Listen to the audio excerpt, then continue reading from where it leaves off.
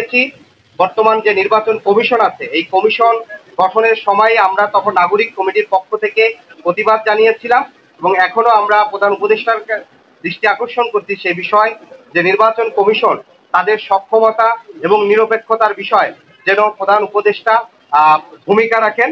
কারণ আপনারা দেখতে পাচ্ছেন কিছুদিন পূর্বেও একটি নির্বাচন করার পূর্বে যার সীমানা নির্ধারণ নিয়ে ইসি ভবনের মধ্যে যেভাবে হচ্ছে অন্য পক্ষকে যেভাবে হামলা করা হয়েছে সেই বিষয়টি আসলে ইসির সক্ষমতা এবং একই সাথে তার নিরপেক্ষতা নিয়োগ করতে পারছে।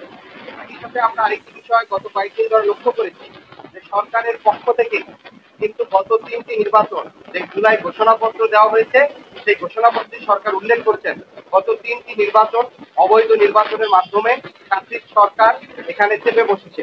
ফলশ্রুতিতে এই 3টি অবৈধ নির্বাচনে সরাসরি ছাত্রীদের সহযোগী হিসাবে এবং নির্বাচনকে অবৈধ নির্বাচনকে বৈধতা দানের জন্য জাতীয় পার্টি সরাসরি অংশগ্রহণ করেছে।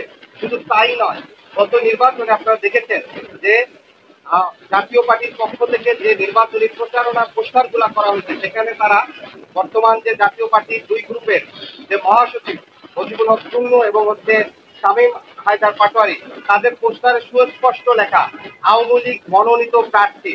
তার মানে জাতীয় পার্টি এবং আওয়ামী লীগের মধ্যে কোনো পার্থক্য নাই এবং যেহেতু রাষ্ট্রীয়ভাবে আওয়ামী লীগের সাংগঠনিক কার্যক্রম স্থগিত করা হয়েছে এবং আমরা দেখতে পাই জাতীয় পার্টি আওয়ামী লীগকে নির্বাচনে আনার জন্য প্রকাশ্যে একটা নিষিদ্ধ সংগঠনের বিষয়ে প্রকাশ্যে অবস্থান নিচ্ছে।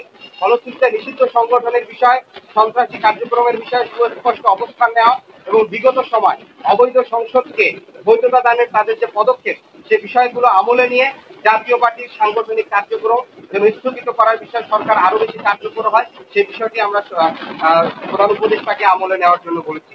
ওভারঅল আমরা 5টি বিষয় বলেছি, যোদ্ধাদের বিষয় বলেছি, গুম কমিশনের বিষয়ে আমলে নেওয়া এবং আগামী নির্বাচন গণপরিষদ নির্বাচন অনুষ্ঠিত করা এবং একই সাথে আওয়ামী লীগ এবং জাতীয় পার্টির বিষয় সরকারের আরো কার্যকরী ভূমিকা।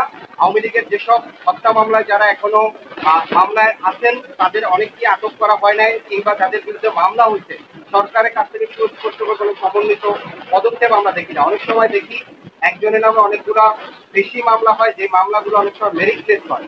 ফলশ্রুতিতে এটি একটি নানা ধরনের কনফিউশন তৈরি করে।